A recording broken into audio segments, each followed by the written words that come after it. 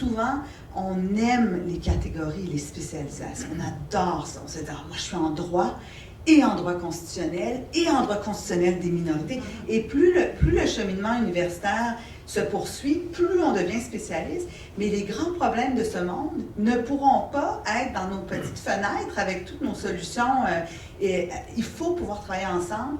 Et donc, nous, ce qu'on essaie de faire, c'est de ramener nos cohortes vers la table décisionnelle et avec les différents angles, les questions et tout ça, pour qu'au-delà de la thèse, on se dise, on est un citoyen, une citoyenne, on appartient au monde, hein, qui est presque un village global d'une certaine façon, et les grandes solutions vont devoir passer pas seulement par une lunette canadienne. Hein, il faut que ça ait un impact. L'immigration, par exemple, tellement importante. Moncton, moi, pour moi, un de mes beaux moments, Lydie, c'était pour protéger le français dans les communautés acadiennes, ça ne pourra pas se faire sans la participation des immigrants, des immigrantes qui sont francophones. C'est impossible. Statistiquement, c'est impossible. Et comment on fait justement pour rendre ce combat-là attirant, pour accueillir? Hein? Alors, pour nous, ça, c'est de la stratégie, c'est de la politique d'une certaine façon. Alors, rapidement, je ne veux pas m'éterniser, je vais... ici, vous voyez d'autres initiatives qu'on a prises l'été dernier en Alberta autour de la réconciliation, comment créer le vivre ensemble avec les personnes qui appartiennent à notre comité de diversité, qui ne sont certaines, sont autochtones, donc ne le sont pas, se rendre chez une de nos anciennes boursières, Patty Laboucan-Benson, qui est une sénatrice métisse vraiment exceptionnelle, pour créer des espaces. On dit espace de courage, mais physiquement, de se rendre, d'écouter, d'avoir un cercle de discussion. C'est ce qu'on fera demain à Québec, mais c'est ce qu'on avait fait également en Alberta. Alors, Bilinguisme Plus, je le mentionnais, on se rend également, ça c'est vraiment une initiative de la communauté, vous voyez comme ils sont fantastiques, ils ont créé, je pense que vous pouvez même le trouver sur Spotify, hashtag Fondation Pierre-Éliott Trudeau 2021, une collection de chansons en français de partout au monde pour que nos anglophones apprennent le français, mais aussi dans le plaisir, avec certaines chansons autochtones également. Et donc, un listserv, on se dit, l'apprentissage, ça passe pas seulement par la salle de cours, hein, ça passe aussi par, on fait notre jogging, on écoute, et vraiment une collection. Moi, je retournais dans mon enfance, alors à la fois le grand folklore québécois, ça allait dans toutes les directions, les chanteurs français aussi, acadiens. Je vous invite à aller consulter. Je pense que c'est ouvert, non? Toute personne peut trouver ça. OK. Alors, Fondation Pierre-Éliott Trudeau 2021, très amusant. J'ai même fait écouter ça à mes enfants, ils adorent. Là. On écoute, là, par exemple, je remets plus la cassette. On est tellement écoutés. Alors, oui, politique sur les langues. Ensuite, là, on va passer rapidement, mais juste pour vous dire, on a, par souci d'inclusion, après plusieurs années, là, ça fait seulement 2 ans, on a décidé qu'on passait, c'est un mode qui est direct. Les boursiers boursières appliquent directement la Fondation, ce qui veut dire qu'on reçoit 500 demandes. Mais dans le passé, c'était des listes courtes d'universités, 4 seulement par université, ce qui faisait que c'est pas tout à fait dans l'inclusion. Hein? Qui sont les personnes qui ne sont pas choisies par l'université? Moi, je ne les voyais pas. Donc, on s'est dit, on va voir, là, si tout le monde vient à nous, on pourra vraiment choisir et avoir un processus qui nous ressemble pour construire ces espaces de courage. Avec vraiment un long processus, hein, de 500 à 72 en entrevue avec des cas d'études, jusqu'à 30 finalistes, jusqu'à 13 qui ont été choisis cette année. Donc, vraiment de nombreux mois. Alors, ils et elles sont spectaculaires. Alors, j'ai pensé que vous seriez peut-être intéressés à voir en provenance beaucoup d'un peu partout dans le monde, des étudiants étrangers également, avec une proportion quand même importante du Québec, de l'Ontario. On en reçoit beaucoup. Ça ne veut pas dire qu'on les choisit nécessairement, mais on a du travail à faire hein, quand on parle d'inclusion. Pour nous, au Canada, ça veut dire d'aller chercher les provinces atlantiques, d'aller chercher les prairies, qui ne viennent pas à nous naturellement et historiquement, depuis 20 ans, ils ne sont pas beaucoup choisis, ils ne viennent pas à nous. Donc, c'est comme une roue là, qui tourne. L'inclusion, c'est aussi ça, c'est le caractère régional. Alors, on y travaille, puis inutile pour moi de vous mentionner que c'est encore pire avec la représentation dans le nord du Canada. Donc, la tournée canadienne m'a permis de réaliser qu'on avait nos angles morts. Quand on parle de EDI, on parle pas de ça. bien, on devrait en parler parce que la représentation régionale, c'est aussi un souci de diversité. Alors, on fait des efforts très importants quand même à la Fondation parce que la diversité, c'est la personne qui vient d'une petite ville en Atlantique puis qui se dit qu'elle ne sera jamais choisie à la Fondation Pierre-Elliott Trudeau. Et c'est ce qu'on me disait. Je le sais, it's not for me. I'm never going to be selected. Et j'entendais ça comme on pourrait entendre ça d'autres communautés, un manque de confiance et de ne pas se voir chez nous. Alors ça, j'y travaille vraiment activement. Alors, notre comité sur la diversité, un comité justement qui reflète toutes les provinces vraiment et des personnes à l'international, comme Lydie, qui siègent, autochtones dans toutes les catégories Premières Nations, Inuits, Métis, Acadiens, des personnes qui représentent aussi notre définition, dont je suis très fière là, dans le plan stratégique de la diversité, qui inclut genre, race, langue, handicap, milieu socio-économique, savoir autochtone, région d'origine et pluralité de perspectives. C'est rare au Canada, quand on parle de EDI, on parle beaucoup de gender and race, là, c'est ça à peu près la conversation. Alors que pour nous, le milieu socio-économique, tu peux être une personne blanche qui vient d'un milieu très défavorisé et jamais tu oserais postuler à la Fondation. Pour moi, c'est très important d'être sensible à ça. Donc, on a des statistiques sur ça, on essaie d'être attentif aussi au moment de stress des entrevues. Également la question du handicap, avec une définition du handicap qui est large. On essaie d'améliorer nos processus aussi. On a eu notre premier étudiant sourd. Et je pense que ça aide d'envoyer le message que ça, c'est notre définition et on y croit. Alors, on n'est pas parfait, on a toujours du travail à faire, mais quand même, on a de beaux succès, je vous dirais, sur cette définition et sur la manière dont on la met en pratique dans notre sélection. Et ça enrichit toute la cohorte. Hein? Je veux dire, là, on a des gens de tous les horizons qui sont tous leaders à leur façon et qui contribuent justement à éclairer les angles morts. Alors, rapidement, notre comité des anciens qui aussi joue un rôle important, des étudiants et étudiantes qui sont des internationaux ou qui sont du Canada. Contrairement à beaucoup d'organisations, on a la possibilité d'avoir 25% de non-canadiens mais qui étudient au Canada. Donc, on utilise vraiment très bien. Et bientôt, un balado. Alors, vous allez pouvoir tout le monde écouter. On travaille sur 2 balados avec nos comités qu'on appelle les espaces de courage. Un balado sur la diversité où on pose les questions difficiles autour de la diversité. Et des questions justement de cette EDI+. Moi, c'est ma nouvelle expression. Politique sur le bilinguisme plus, mais EDI+. Quels sont nos angles morts au niveau du EDI? Qu'est-ce qu'on ne voit pas et qui gagnerait à être débattu là, pour améliorer notre inclusion? Également avec notre réseau des anciens. Donc, ce sera tout un balado sur l'importance de communiquer. Qu'est-ce que les leaders n'ont pas là, et qu'ils auraient besoin de développer pour mieux démocratiser le savoir ou les savoirs? Qu'est-ce qu'il faut faire? Est-ce qu'il faut le faire en fin de parcours, quand la thèse est imprimée, boudiner les belles, là, ou est-ce qu'on le fait dès le départ en se posant nos questions? Est-ce que mes questions sont bonnes? Est-ce que j'ai consulté les communautés? Comment enrichir mon regard? Donc, comme on dit en anglais, stay tuned, là, parce que là, les balados vont être divulgués, je crois, ce mois-ci ou en juillet, avec la plupart sont des personnes de notre communauté, des anciens ou des personnes actives.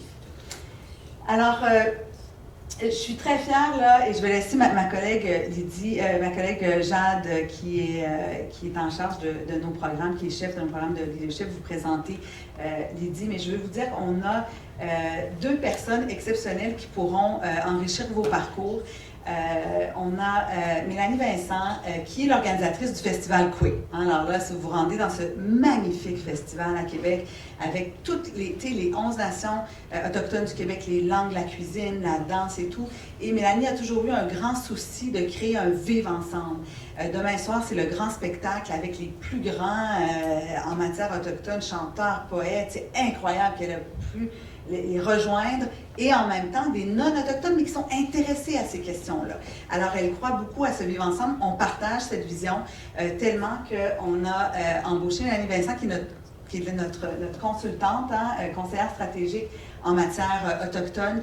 Je consulte régulièrement Mélanie et elle nous aide à enrichir notre parcours de leadership et s'assurer que les boursiers et boursières puissent venir vers les communautés autochtones et non pas qu'on invite des personnes à l'hôtel, venir nous parler, reconnaître un territoire, c'est important aussi, mais comment se rendre et avoir l'expérience presque physique ou émotive du terrain. Qu'est-ce que ça signifie? Et les peuples autochtones, quand on a adopté notre politique sur le bilinguisme plus, nous disaient la langue, pour nous, là, dans les communautés autochtones, la langue, c'est la culture, c'est l'identité, les mots eux-mêmes ne sont pas séparés de façon individuelle. Ils font référence à tout un web de symboles et tout ça. Vous ne pouvez pas avoir accès à ça si vous ne venez pas. Alors, on a invité justement notre cohorte à passer toute une journée avec les populations autochtones où il y avait la nourriture, il y avait les chansons, il y avait la danse. Et c'est la manière dont on souhaite enseigner les langues autochtones, donc d'être presque dans une expérience de vue et de rencontre. Et donc, Mélanie, qui est très occupée en ce moment à Québec, bien sûr, avec le Festival Coué, mais qui représentera la Fondation pour ce beau programme de jeunes leaders qui a fait des choses vraiment exceptionnelles au Québec, au Canada, à l'international pour la réconciliation et pour, je vous dirais, on le sent beaucoup au Festival Coué, de présenter dans la fierté. On a entendu ça aussi tout à l'heure, hein, de pas seulement être dans la victimisation, dans le tort historique, il faut en parler, c'est absolument nécessaire, mais comment faire en sorte qu'on se réapproprie dans la fierté, dans la danse, et ça, tout le monde y gagne, hein? Les communautés autochtones elles-mêmes, les communautés qui ne le sont pas. Alors, vraiment, je vous invite à ce festival, et je vais passer la parole à ma collègue Jeanne Sianière pour vous présenter un petit mot pour notre boursière 2021, Lydie Belperot. Merci tellement d'être ici, de nous représenter. Vous nous faites honneur, vraiment, tous nos boursiers.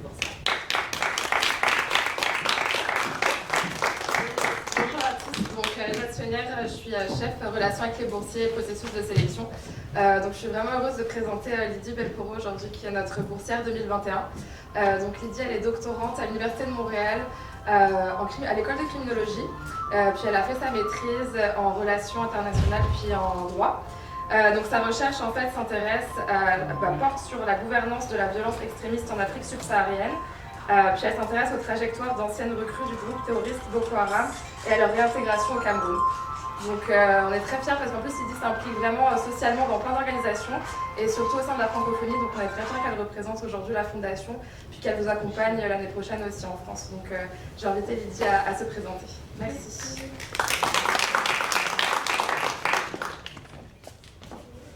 Merci Jacques pour les bons mots, merci Pascal, la présentation est tellement intéressante, j'aurais eu le goût de t'entendre encore plus longtemps, mais peut-être que je suis un peu biaisée dans mon écoute. Donc bon après-midi à vous, puis avant de commencer mon propos, j'aimerais vraiment remercier les organisatrices et planificateurs de cet événement, et aussi bien sûr merci à Pascal et à la Fondation de me donner l'opportunité de m'adresser à vous.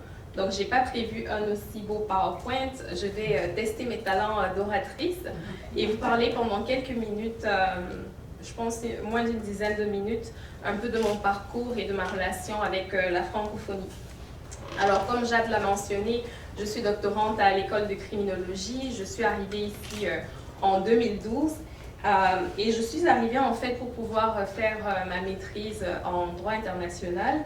Et pourquoi je me suis retrouvée au Canada, c'est parce que, premièrement, comme la personne qui présentait avant nous parlait de son histoire, mon père aussi a beaucoup aimé le Canada. Je ne sais pas pourquoi, à chaque fois je lui ai demandé mais pourquoi le Canada, il m'a dit j'ai aimé depuis que j'étais jeune, j'entendais parler.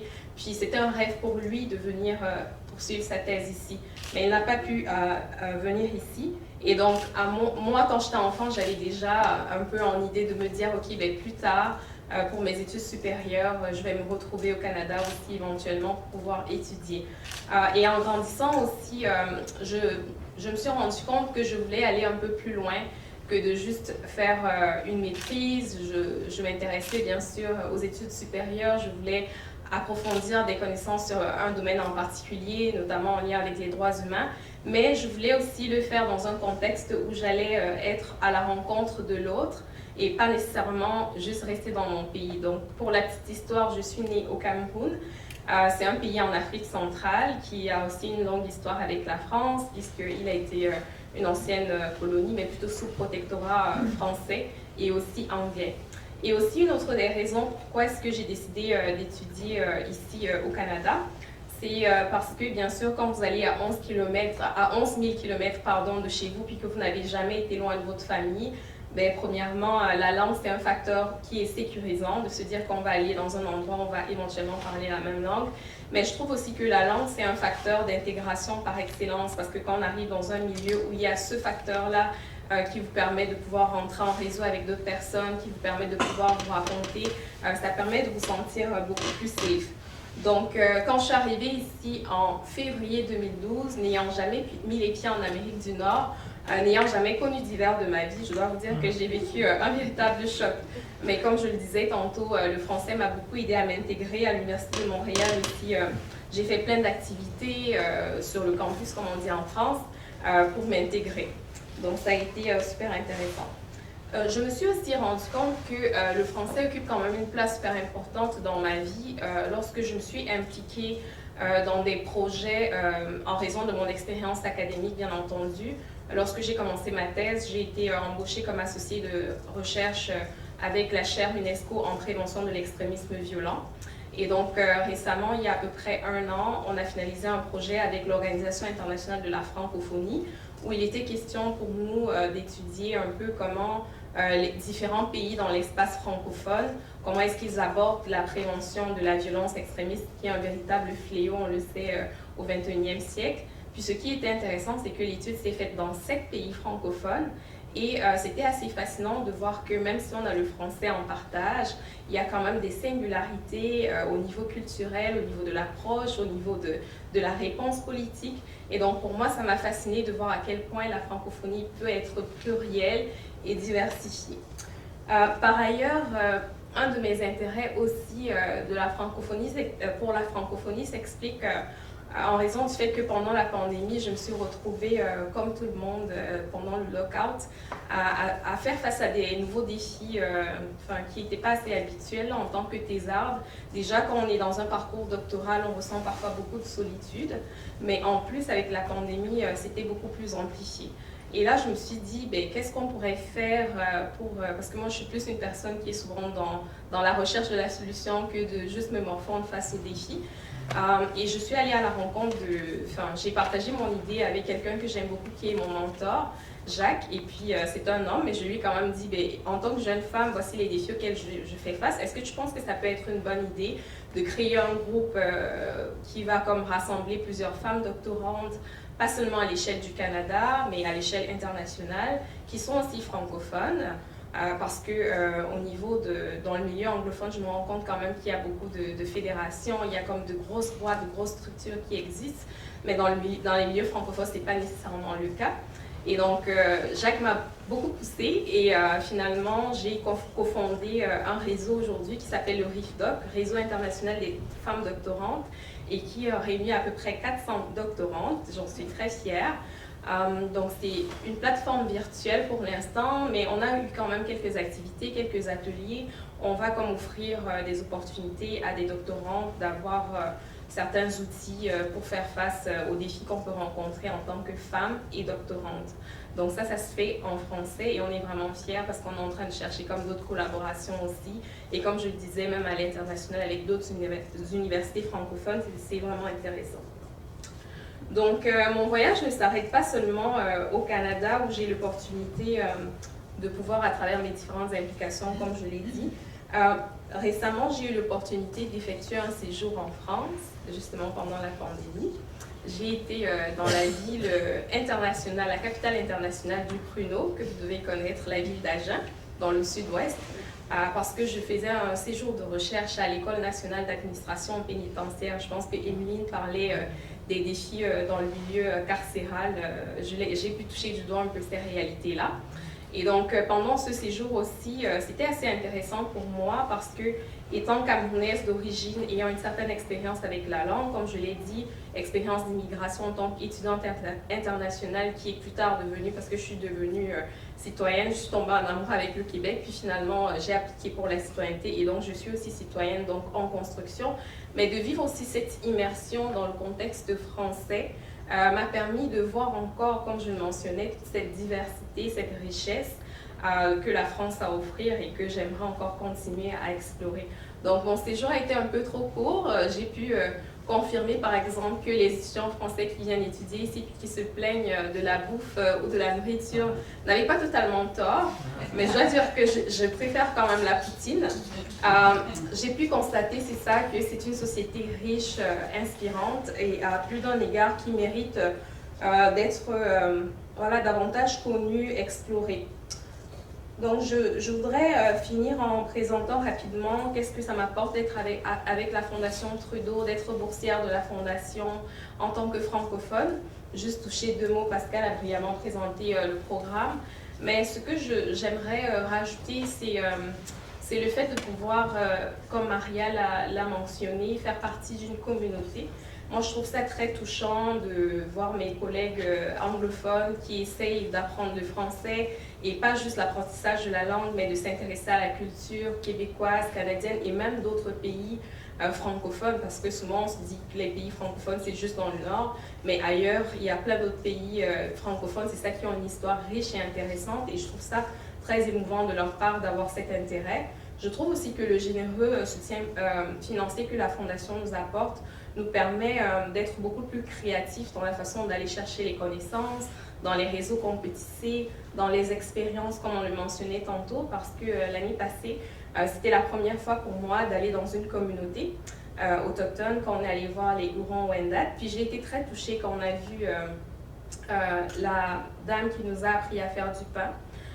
Et puis qui m'a dit, lors d'un échange informel, c'était pas nécessairement avec le groupe, puis elle me parlait de l'expérience avec l'Église qui a été très douloureuse à l'époque, mais elle m'a dit plus tard, des années plus tard au Québec, il y a eu, en raison du fort désintérêt pour les choses religieuses, l'Église catholique a dû ouvrir ses portes à des prêtres venant d'ailleurs. Et donc, parmi un des prêtres qu'elle a connu, elle a connu un prêtre camerounais, puis elle m'a dit, lui, il m'a bien traité, puis il a bien traité ma communauté. Puis j'ai trouvé ça touchant finalement de voir les ponts qu'on peut faire, justement, même si on peut venir d'ailleurs, de partager parfois la même histoire, de parler la même langue, puis de pouvoir vivre certaines expériences qui nous rapprochent davantage. Donc je dirais que c'est super intéressant de pouvoir aussi pour moi participer à des événements comme moi, je reviens du festival Koué qui a commencé il y a quelques jours, donc qui va se clôturer demain, mais déjà de passer ces 2 derniers jours juste à discuter de façon plus informelle avec des personnes. C'est quelque chose que la Fondation me permet de faire qui en temps normal, à cause des moyens financiers, à cause du temps, je n'aurais pas pu. Donc je trouve que c'est d'une richesse inestimable. Puis je trouve que c'est une chance pour nous en tant que jeunes femmes d'avoir des associations telles que la vôtre qui veulent bien nous accompagner et puis nous pousser à nous ouvrir à d'autres expériences. Donc je pense que c'est ce que j'aimerais dire. Puis je voudrais juste clore mon propos en mentionnant le fait que on est dans un contexte mondial qui est malheureusement de plus en plus polarisé. Pascal le mentionnait tantôt, le repli identitaire. On voit les personnes, les murs qui s'érigent. Mais j'aime bien me rappeler d'une citation que je chéris beaucoup. C'est une pensée très éclairée de Gilles Vigneault qui dit que la francophonie, c'est un vaste pays sans frontières. C'est celui de la langue française, mais c'est aussi le pays de l'intérieur. C'est le pays invisible, spirituel, mental, moral, qui est en chacun de nous. Merci.